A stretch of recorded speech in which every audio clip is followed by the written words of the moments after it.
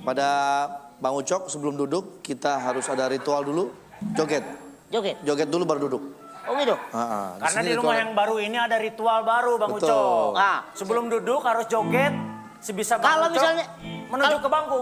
Kalau misalnya ritualnya nggak dilakukan, apa yang terjadi? Yang udah-udah sih kemarin pulangnya basah kuyup. Iya, jadi Ngapain? harus Disuruh ngapain? duduk. Joget. Ritual. Ini kan orang tua, lo jangan gitu. Iya, dong. ritual katanya. Tapi kan Jangan gitu Tapi dong, kan ini di kan sini orang tua. masyarakatnya begitu. Sebelah situ jogetnya bos. Gimana? Sini. Menuju ke bangku Bang.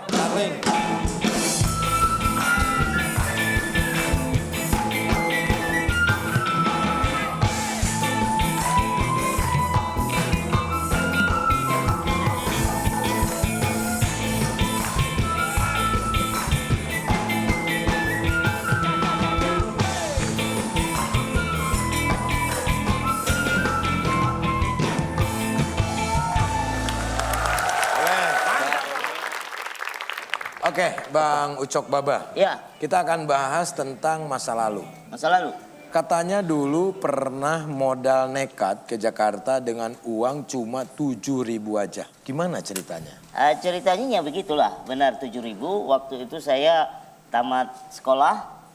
SMP, Saya SMA? SMA. SMA. Jadi orang tua udah nggak mungkin sanggup untuk kuliah. Jadi sehingga saya daripada di kampung nggak ada kerjaan.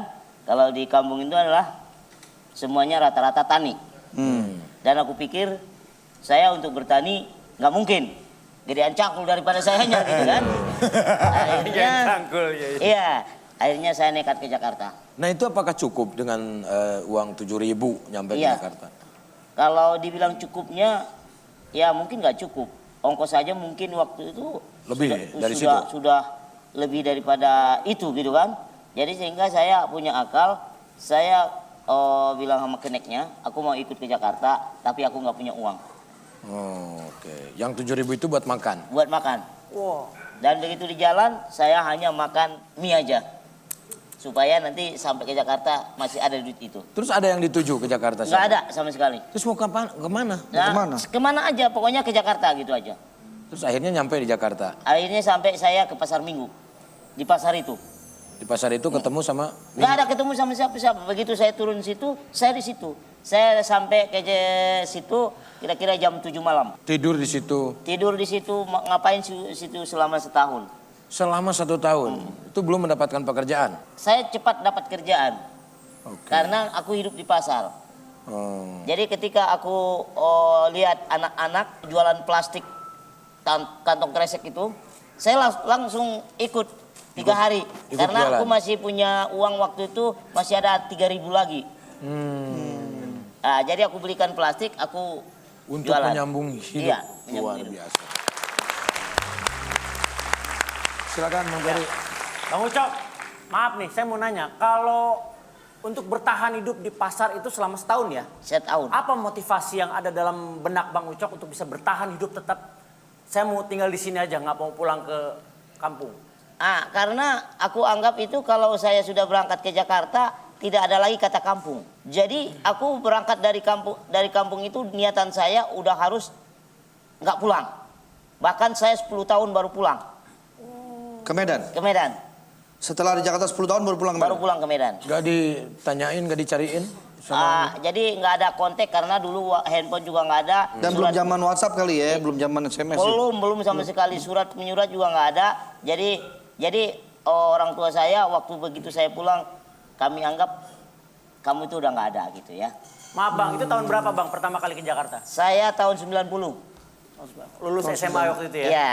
Berarti orang tua di kampung sudah menganggap bahwa Bang Ucok tuh udah nggak ada. Iya, artinya udah 10 tahun kok nggak Nggak ada kabar. muncul gitu kan. Dikira udah nggak ada aja gitu ya? Iya. Nah pas begitu setelah pulang 10 tahun bagaimana tuh?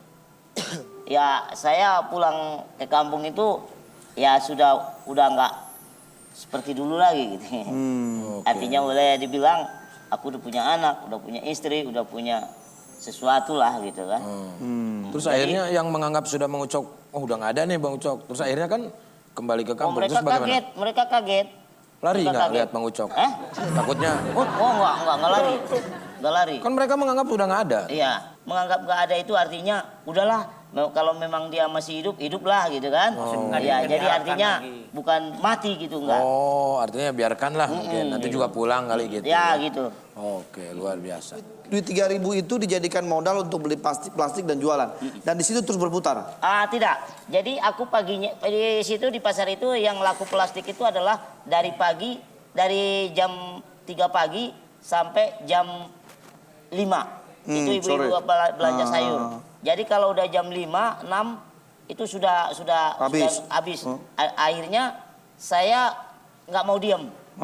Jadi saya ngenekin angkot. Jadi Jadi cerita tadi itu memang kenyataannya nyatanya benar. Bang Ucok. Nah, Bang mulai terjun ke dunia entertain tuh kapan pertama kalinya? Pertama kali itu saya terjun ke dunia film itu kalau untuk apa namanya figuran-figuran sih udah lama. Waktu itu juga sebelum sebelum menjadi Ucok Baba itu udah pernah saya syuting-syuting. Oke, Gitu kan. jadi figuran aja. Cuman figuran aja. Tapi katanya ini menurut informasi dapat jodoh dikontrakan lama dan tidak direstui oleh kedua orang tuanya. Iya. Dan cerita yang tadi itu emang betul tidak Betul. direstui. Ya, bagaimana sih Mas Sule? Anaknya normal. Tidak ada boleh dibilang fisik normal, semuanya normal.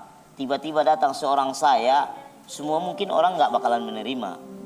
Tapi bagaimana kita meyakinkan orang tuanya bahwasanya kita bisa?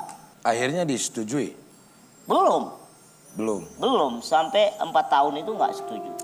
Terus apa yang bisa meyakinkan orang tuanya? Nah, Kalau selagi kita masih bisa berusaha, kan bukan dia manusia, orang tuanya itu kan manusia. Iya. Kan kita ada Allah kan.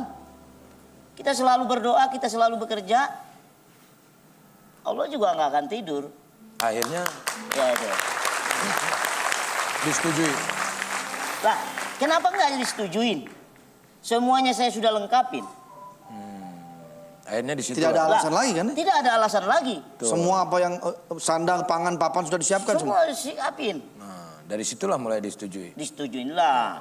Belum tentu anaknya nikah dengan orang lain bisa seperti yang aku buat. Weh, Belum tentu.